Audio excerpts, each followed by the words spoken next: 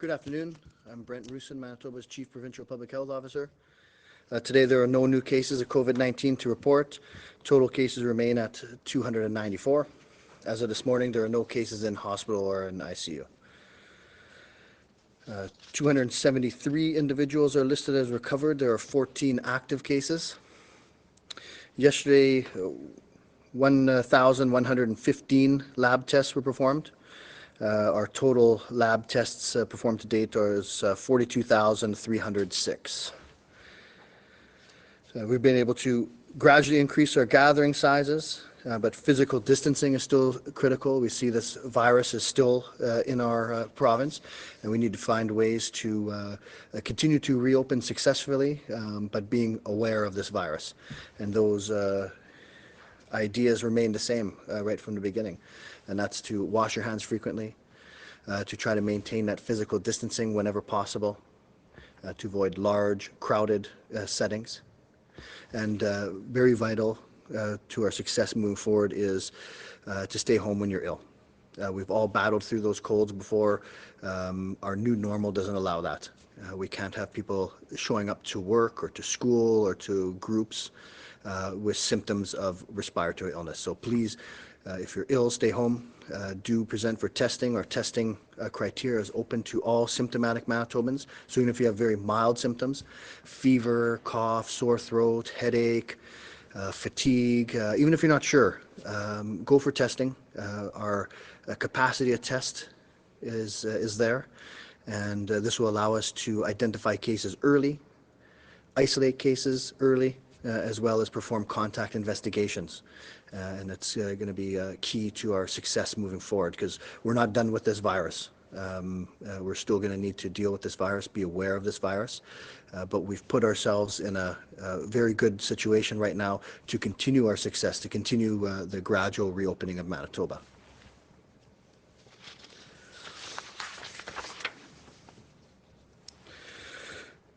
So those who are at increased risk of severe outcomes, those over age 65, those with underlying medical conditions, those with respiratory or cardiac condition, those with immune compromise, need to be extra careful.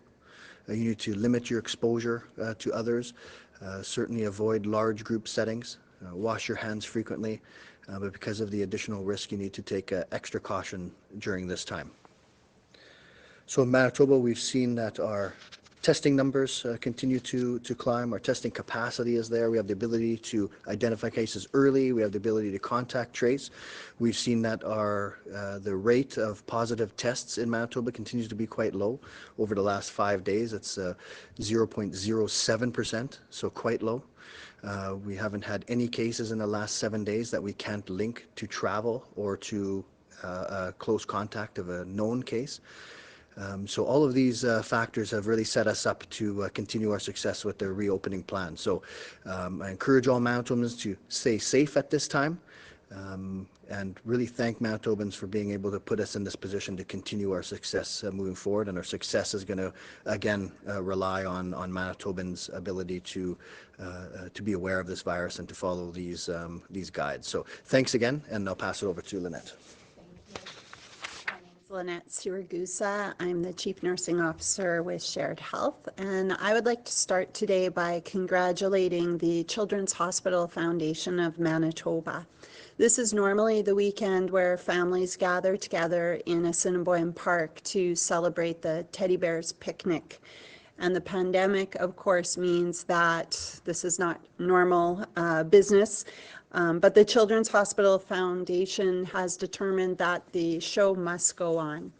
The Teddy Bears Picnic is occurring this year virtually, with families invited to join in on the fun by logging into the Foundation's Facebook page. There will be videos on how to set up your picnic space at home. There'll be suggestions on healthy snacks for parents to make. And of course, there'll be teaching on how to make a cast for your teddy bear or bandage up if there's an injury. So congratulations to the Children's Hospital Foundation for their creative efforts in continuing on with this tradition. And we hope to see everybody at Assiniboine Park next year. We are approaching the time of year when many Manitobans make plans to spend time at the cottage, including some who relocate for the summer. And we want to encourage all summer visitors to be safe at the cottage, on the water, and don't travel if you're ill. Hospitals, emergency departments, and emergency response services around the province are there for you if you need them, but we want to make sure that this summer is a safe one. The influx of seasonal residents to some areas is top of mind as regions are considering the staffing implications to ensure that they can return services to normal for their residents, and that also summer visitors have access to timely care if they need it. This isn't an easy task because some health regions, like Interlake Eastern, for example, see their population increase by thousands over the summer. So for Manitobans who rely upon home care services and who are planning on traveling or relocating to a community in a different health region, we encourage you to check with your home care program before you travel and to work with them to make arrangements in the region that you're going to.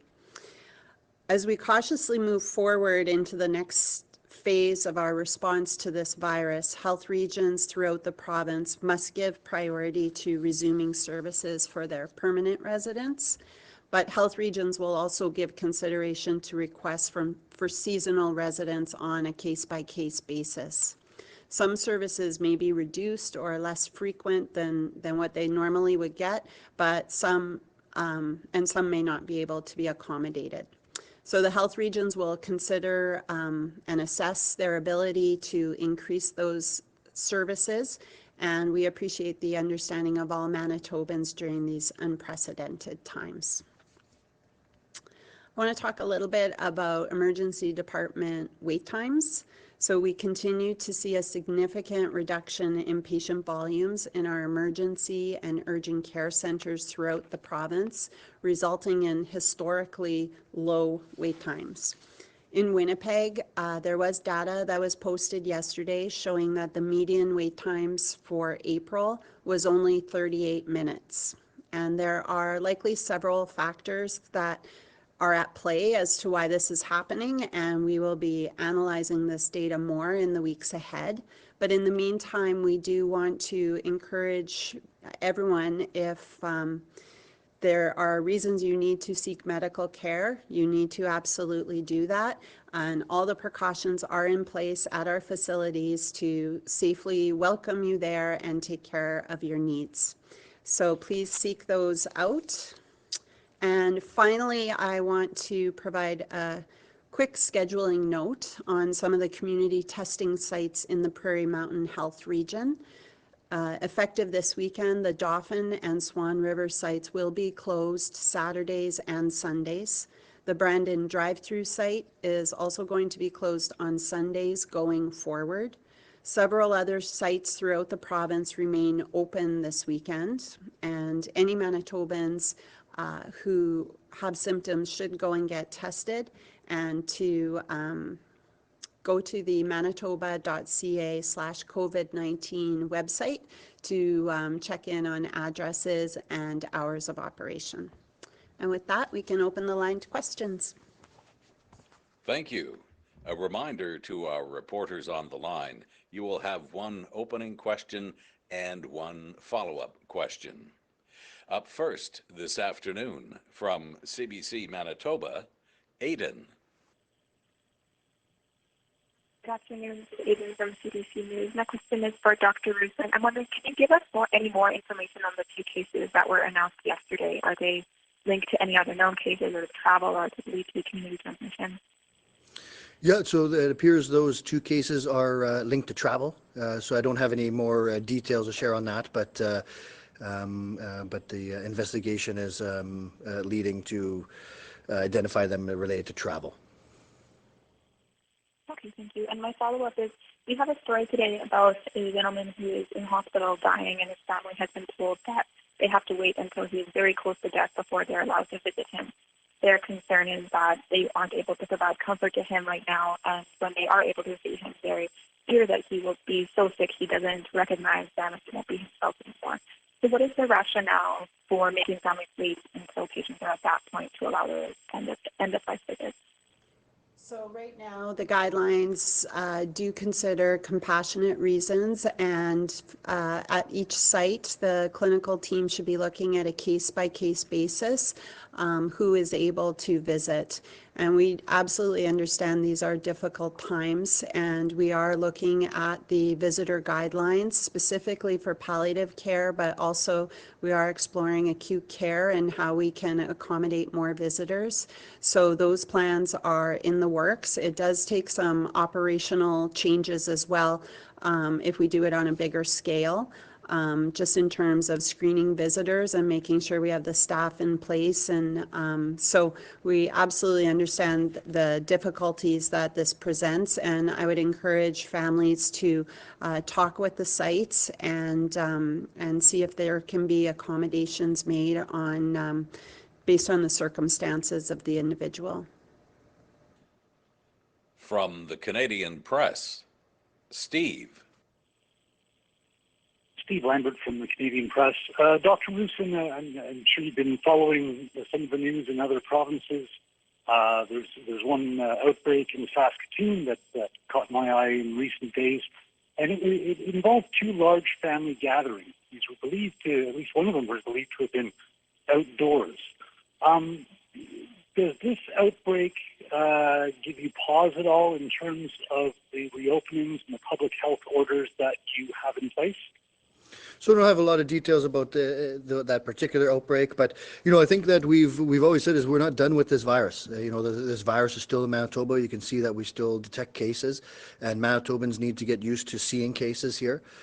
And Manitobans need to continue to take precautions to prevent the transmission of this virus. And so large gatherings, prolonged close contact, certainly indoors in closed spaces is worse. Outdoors, the transmission seems to be less likely, but large groups, close and prolonged contact can certainly see that transmission there. So certainly we're not returning to normal. We need to keep taking these precautions because we can still set ourselves up for events like this. So, given our numbers, given the low rate of transmission that we're picking up now, given our capacity to test, to contact trace, I think we're still in a good position. And I think Manitobans realize just that we've put ourselves in a good position, but we're not returning to normal. We still have to be very wary of this virus as we move forward. And at this point, can you comment at all on the potential timing of phase 3 of the reopening? It'll be much the same, ideally when we make big changes, we'd like to have 2 full incubation periods to look at. So we're looking at 3 to 4 weeks. And so certainly that would be a good place to start thinking about where phase 3 could be implemented. Certainly, just like in phase 2, we were able to get ahead of it a bit. We were able to increase group sizes. So we're constantly looking at this. We'll look at the effects of phase 2, and just like what we've done up to now, as soon as we feel it's safe to loosen restrictions, we're going to do so. From CTV Winnipeg, John. Hello, it's John Hendricks from CTV News.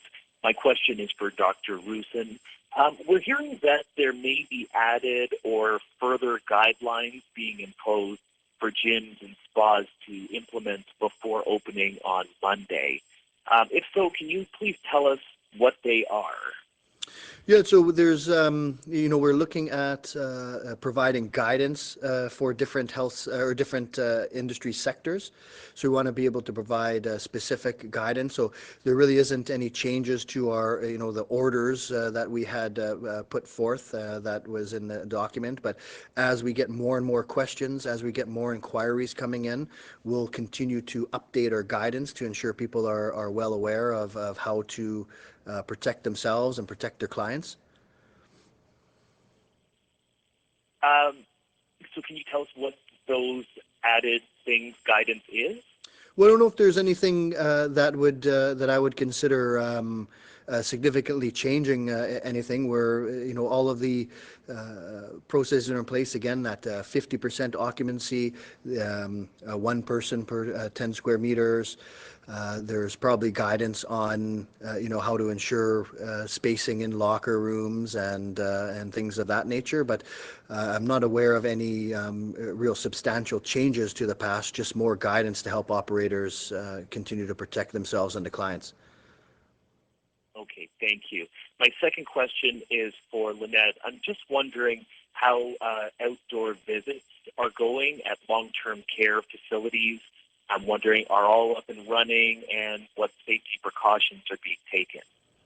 Yeah, so my understanding is that some PCHs were able to open their doors for outdoor visits earlier than today. Today was our target date that all were going to be available, and I haven't heard that anyone's behind that target, so I expect that they would all be open. They will have different strategies from an operations perspective depending on the physical layout of the PCH. So I know some are scheduling visits, some are just having a drop-in time. We've had really positive feedback from patients, their families, residents. So that's been good. We know we're moving in the right direction when we get that positive feedback. And I think there are either volunteers or supervisors who are just making sure that they're managing the flow of people and keeping up with those cleaning precautions. From the Winnipeg Free Press, Danielle. Good afternoon. Danielle DeSilva from the Winnipeg Free Press. My question, I guess, is for Dr. Roussin first. You said the two cases that were announced on Thursday are connected to travel. Can you tell us whether the individuals were close contacts to each other and perhaps where they had traveled to? Yeah, so they were close contacts of each other and both related to travel. And so, but that's all the details that we're issuing now. So, our advice is to limit travel outside of Manitoba. There's certain exceptions to that, but this continues to be Manitoba's biggest risk is importation of the virus. In this case, everything was done correctly, and there's likely very few contacts to these cases. Thank you. You've also said previously today that Manitobans should become used to seeing new cases in the community. I'm wondering why should Manitobans feel confident about their health and safety when new cases are announced with very little information, as was the case on Thursday?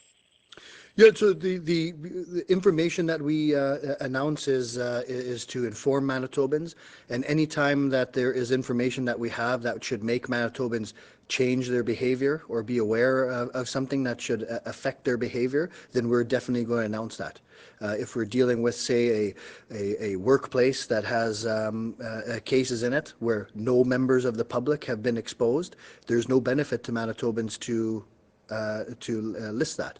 If we have people who are traveling, who have no other contacts, and our advice is already to not travel outside of Manitoba, then listing precise details doesn't benefit Manitobans. So we're certainly going to share information, and we have when we think that it's going to benefit Manitobans. From Global, Merrick. Hey there, Merrick DeCast, Global News. My question is for Dr. Roussin. We've heard that 2 weeks ago a restaurant was planning on holding live music. They were told by the government that they couldn't do that. Now we're seeing restaurants that are opening up in the next week or two are advertising live music. In phase 2, will they be permitted to have live bands inside the restaurant? Yeah, so there's a number of factors with these type of things. So we have occupancy limits within restaurants, and so anyone in there will, in this case, would count towards that. So So if they had, performances going on, that's going to count towards the 50% occupancy limit. We've advised against singing and things just because of the droplet formation and risk of transmission there. So, it's all going to, we're going to have some guidelines out in that regard. But again, we want to limit close, prolonged contact in these situations. So that's why we're going to have that 50% occupancy rule. And if there is performances such as this, it's going to certainly count against that rule. And my second question is just because I don't think phase 2 specifically specifies the following thing I'm about to say. In places of worship, like churches, synagogues, stuff like that, will they be able to resume in-person services? For sure. So the group size limitations have always applied to places like faith-based organizations. So right now there's a few options. So the 25 indoor is certainly an option. The 50 outdoor is certainly an option. And then there is also the option that doesn't have a limit on the occupancy, which is the drive-up services. And so I would note that in places that have larger facilities with completely separate rooms, if groups are completely cohorted, that they have either separate entrances or coming in at different times, and there's no intermingling between the groups, then you could have more than one group of 25 within the same structure as long as they're kept separate in separate rooms. So there are some options going on, and we're working with a lot of the faith-based organizations now to see what we can do in the near future to try to get get their limits up in a very safe way. From the Brandon Sun, Kyle. Hello, this is Kyle Davison from the Brandon Sun. I had a question for Ms. Siragusa. You mentioned that I believe the testing sites in Swan River, Dauphin, and Brandon are reducing their hours. They won't be opening on Sunday again, if I recall correctly. Can you explain why this is taking place? So the weekend numbers are usually low. I would say in Swan River and Dauphin, overall the testing volumes have been lower than other sites. So as we've always said, we need to keep evaluating where the demand is and shifting where we can best meet the need of the public. So this is just announced for the weekend, but we will always be looking at those testing sites, how we can change them, how we can make them better, and how locations like MPI and also potentially others may need to be relocated as people come back to work. So we are always going to be assessing that throughout this COVID response. So you just feel comfortable that you don't need to do it, for example, daily at the Brandon Town Center, which is why you're taking Sunday off in that respect? Well, it's just for, I think, this Sunday, and same with Swan River and Dauphin. It is this weekend, but we are looking going forward based on the demand and the resources. How can we best make sure that people get access to the testing, but really do it in a responsive way. So, and it may be to operationally, I'm not sure what the staffing situation is in Prairie Mountain, but that might also be a factor as well. From CJOB, Diana. Good afternoon, Diana from 680 CJOB. Dr. Roussin, as you said, the two men who reported as testing positive yesterday contracted the virus through travel. Can you say they traveled out of province, out of the country, and had they been self-isolating when they became symptomatic? Yeah, so I'm not, at this point, I don't have a whole bunch of details to share on the exact travel, but it certainly was outside of Manitoba, and it does appear that they became symptomatic shortly after return, and really outside of household contacts, there doesn't appear to be any other contacts.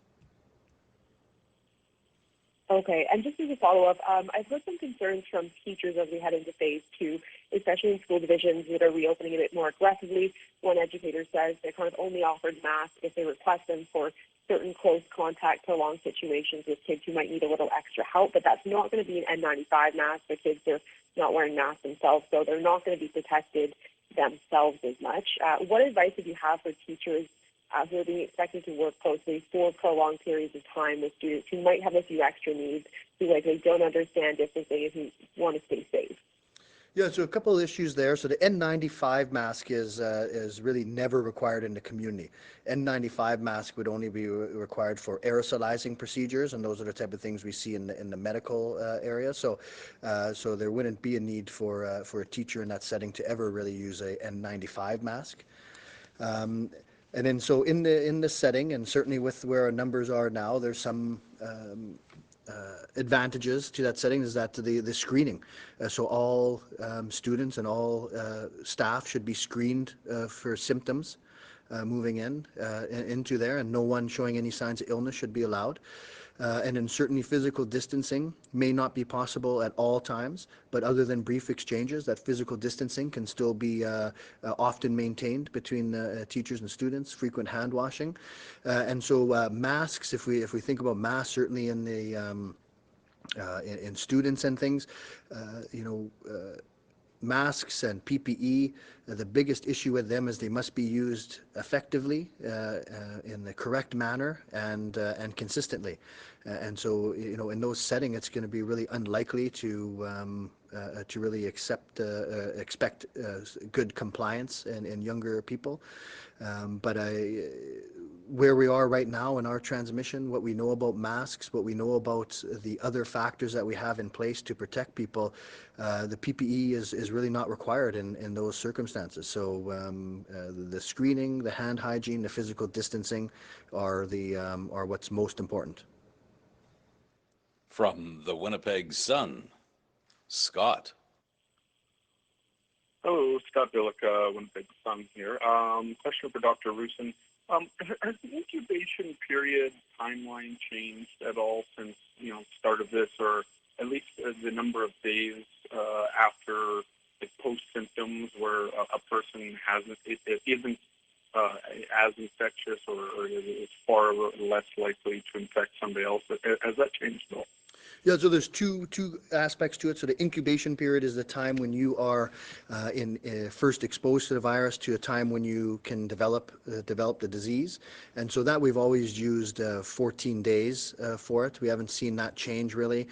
Certainly evidence that probably the majority of people will show symptoms within 10 days of being exposed, but we have that 14 days as a safety factor.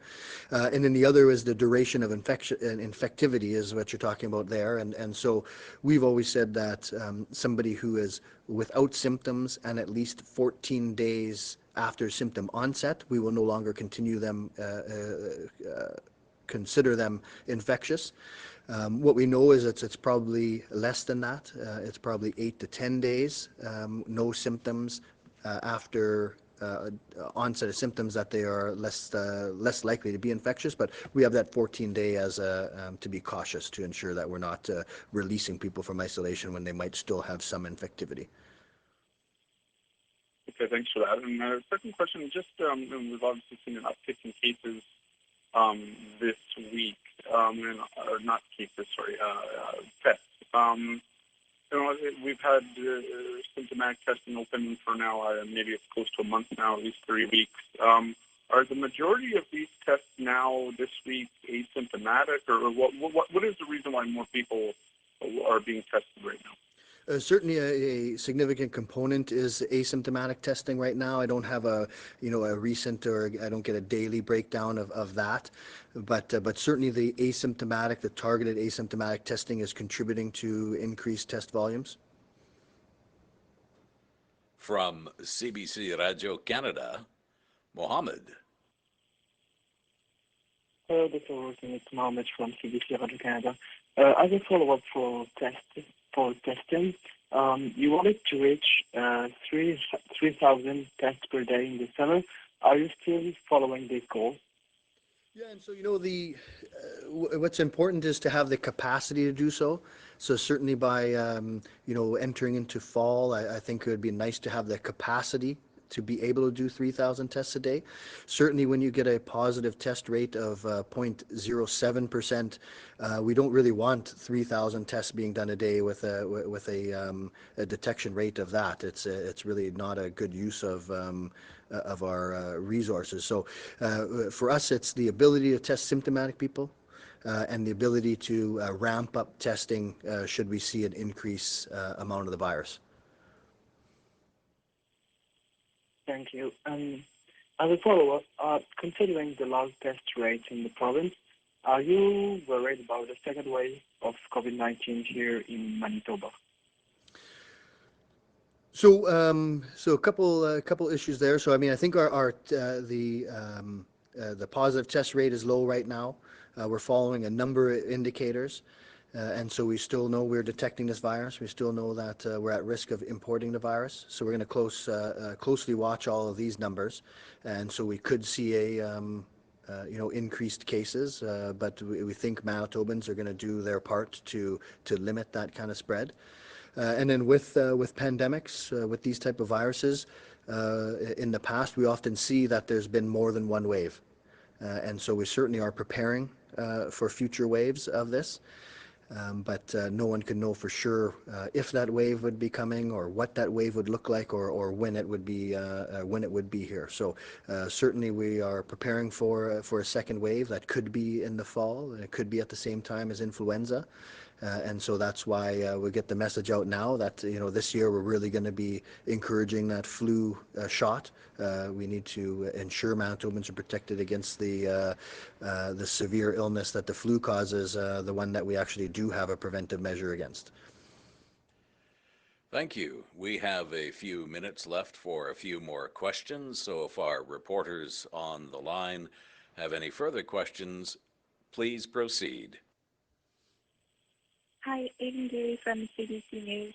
Dr. Roussin, on those two cases linked to travel, can you say if the travel was domestic or international, and also if the travel was for professional reasons or personal reasons? Yeah, I don't have a whole bunch of details to share on that right now.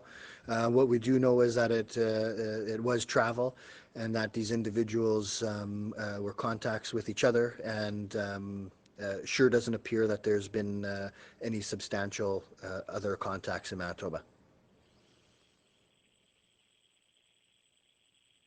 Were they self-isolating as required to when entering Manitoba, though, that 14-day self-isolation? Sorry, Diana from CJOB. Yeah, I don't have a whole bunch of details on that. The details I do know is that this was their symptomatic, and that the only contact we could find was a household contact. John Hendricks from CTV. Dr. Roussin, given this travel-related and New Brunswick also dealing with an outbreak due to travel to Quebec, should there be stronger measures to prevent interprovincial travel? I don't think for Manitoba, I think we've had these travel restrictions on. We certainly have the international travel restrictions. We have travel, limitations that people domestically have to self-isolate for 14 days, with some exceptions. And and I think our numbers have shown, and these these cases show that people are taking that serious in Manitoba. And because our numbers are much different than some of our neighbors, we're going to have to continue to have those limitations on travel. But I think that people are following advice, and we'll continue to watch that. Dr. Roussin, Diana from CJOB again. Just quickly, what is your advice to businesses that want customers to come in only if they are wearing masks? Are businesses allowed to do that? Well, I think that a business could certainly implement policies. My advice is that not to use the masks as a distraction.